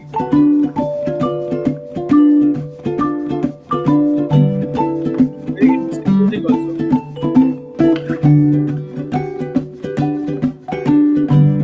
There's a drag and drop which I'm skipping and coming to the end of the 12:29. I have to stop at 12:29. Here there are some serving tips. So you can see the serving tips. Add few berries on the top of the glass and serve it immediately. And then finally, there's a recap. This is a summary part. So summary is also not kept mandatory, optional, but we can see the summary is going to ask you all questions about the entire process of making this. Now this is, suppose I click this, then I click this. I'm just doing random clicking here. Okay. All three have got correct. At the end, you get a summary of your responses also. That these many interactions were there, of which you have submitted these many, and this is your score. This, what I showed you right now, friends, is the interactive video option of H5P. H5P.org, that link was already there on the presentation slide. You can go and create this on the H5P website, your login, and use this. Alternatively, this is also available on the learning management system like Moodle. So Moodle allows you to create H5P interactive elements inside the learning management system by using existing videos. This session is not a time to train you how to create. Otherwise, I would have loved to. It will take at least 45 minutes to actually show the demonstration of how to create an interactive video, interactive presentations. But we can schedule it sometime later on. So how many responses I've got? 46 responses I've got. Let me see those responses quickly. Session was interactive, and what is that you will be using? Nothing is hard. All is good. Okay. I'll watch it later on. Let me come to the final slide. And please rate the session. This is something which I expect all of you to participate. It's very easy. You have to just click on one of these options, whichever comes to mind. We'll open up the session for questions. Meanwhile, you can put your final feedback in that slide and come to the Zoom environment for questions. If allowed, we can take some questions now, or you can mail me your questions also later on, or madam also can collect and send it to me. I would be very happy to answer all the questions which come to your mind as far as MOOCs, e-content development, online pedagogies, digital resources, whatever you would like to ask, I would be very happy to share. So the forum is open for questions. Give your feedback on the last slide and come back on the Zoom environment. And if there are no more questions, then I think we can have the final call from the organizers and we can close the session for today. Thank you very much. I really enjoyed it. So it was, after a long time, so many 200, 300 people and many of them active, is a very rare occasion to experience. So thankful to the organizers for giving this opportunity to me, so that I personally was very happy to interact with all of you. That is good. Thank you very much. Thank you, sir. Yeah. It was very interactive session. Dear participants, if you have any queries, please use raise hand option so that I can unmute you to speak. Yeah, and meanwhile, please give your last feedback on the last slide. Once you give the feedback, then you can come back. I have not closed the presentation yet. I have kept it open. I want you all to see that out of 248 people who have joined, 37 people have responded. So this will stay on till I actually get good numbers, but that's completely your choice. Yes.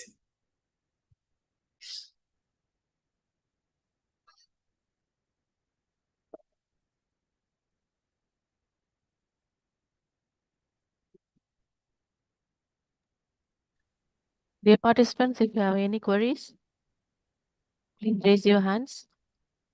How you got the peer deck on the right side of the PPT is a question which was asked sometime. I don't know when it was asked, but it comes automatically once you click on the extensions option on the menu bar of your Google Slides. After you have done the get add-ons and installation of the peer deck, it appears on the extension drop-down list. Click on that, it opens up on the right-hand side panel. This was asked by Muthu Kumar. Please give some music and Bharatnatyam paper presentations. Oh, I think it is not applicable to me. How to write, what to write. Some questions are not understood by me. Generally, when we conduct sessions, students join using mobile. So which link is advisable? Google Meet or presentation link? Ideally, see, mobile also is okay. But if you want good interactions, then it is advisable you make them log in using some kind of laptop, tablet or PC. Or do it in the class. If they are having mobile phones, you can do it in the class also. Otherwise, normal presentation link is good. But a normal presentation will not have that interactions as you have seen in the peer deck one. So that is what you should think when you're doing this online presentations. Okay, so newsletter portal where we can find some interactive. There is one, but I don't recollect the name right now. But if I find it, I'll share it with madam and she can share it with you. There was one website where all these different platforms were mentioned as on different categories were created on that platform. If I find it once again, I'll definitely share it with you. Okay. Thank you, sir, for your insightful No more responses. questions. Probably you can. So this is the response of the class.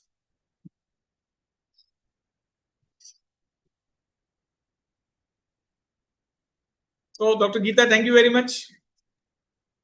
Thanks a lot, sir. Thanks. Very good presentation. Very interactive one. Thank you so much. Thank you. Namaste. Should I exit? Sir, we'll say a vote of thanks, no? You Okay. wait. Must say vote of thanks, no? One of you. Thank you. Thank you very much, sir, for your insightful and enlightening presentation. Your session has provided us with valuable perspectives on e-content development and multimedia tools, emphasizing practical strategies and innovation approaches for creating impactful digital learning resource. We sincerely appreciate your time, expertise, and generosity in sharing your knowledge with us. I now invite Dr. A. Rajeshwari, Assistant Professor, Department of Curriculum Planning and Evaluation, Tamil Nadu Teacher Education University, Chennai, to deliver the vote of thanks. Okay, may I audible? Yes, ma'am. Yes, ma'am. Yes, thank you, sir. A very pleasant afternoon to one and all. It is my proud privilege to propose the vote of thanks for today's enriching day 3 session on e-content development and multimedia tools, organized jointly by Tamil Nadu Teachers Education University and Dr. MGR Educational and Research Institute. First and foremost, I express my sincere and heartfelt gratitude to our esteemed resource person, Professor Mandar Banushe, Professor of Mathematics, University of Mumbai, Maharashtra, for delivering a highly informative, interactive, and practical session on digital resources and multimedia tools used in online education. His presentation provided deep insights into various virtual classrooms, peer-led virtual boards, online quizzes, polls, e-content development strategies, open educational resources, LMS, and video content preparation. The session was truly enlightening and inspired all participants to explore innovative digital teaching methods. Thank you, sir. We extend our respectful thanks to Dr. V. Sharmila, Director, Center for Skill Development, TNTU, Chennai, for introducing the resource person and for her continuous guidance and encouragement in organizing this valuable faculty development program. I also express my sincere gratitude to the organizers, coordinators, technical team members, and all supporting staff whose dedicated efforts ensured the smooth conduct of today's online session. A special word of appreciation goes to all the participants from various institutions who actively participated throughout the session. The participants enthusiastically responded to live questions, attended the interactive activities, shared their opinions through polls, and actively engaged in discussions during the class. Their active involvement made the session lively, collaborative, and academically meaningful. Once again, I extend my sincere thanks to everyone for their valuable presence, participation, and support. Thank you all. Have a wonderful day. And Thank you very much, Dr. Rajeshwari, also, and all the team members here for your good organization, and a salute to all the participants who were very actively participating. Namaste. thank you. Thank you, sir. Thank you.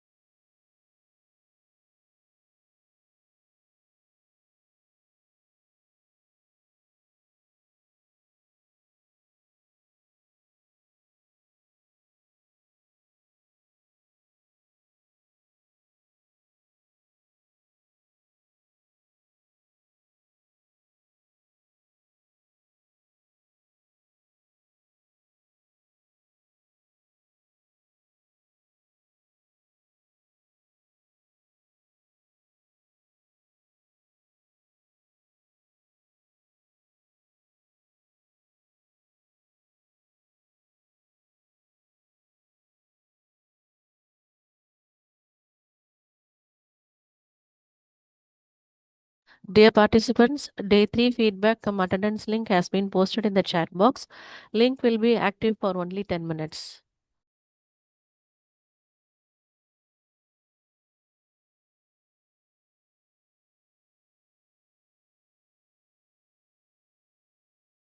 Dear participants, day 3 feedback attendance link has been posted in the chat box. Link will be active for only 10 minutes. Link will not be shared in other WhatsApp group.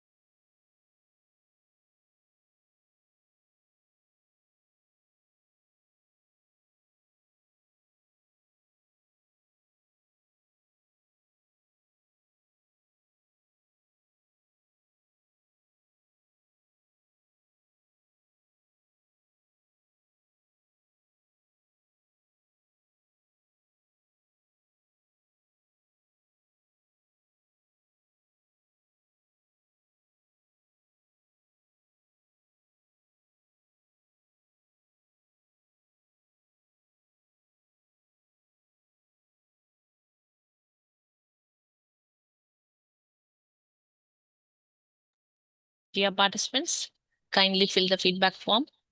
It will be closed within 10 minutes. So we request you to fill the feedback form quickly. Thank you. Those who filled the feedback form can leave the session. Thank you.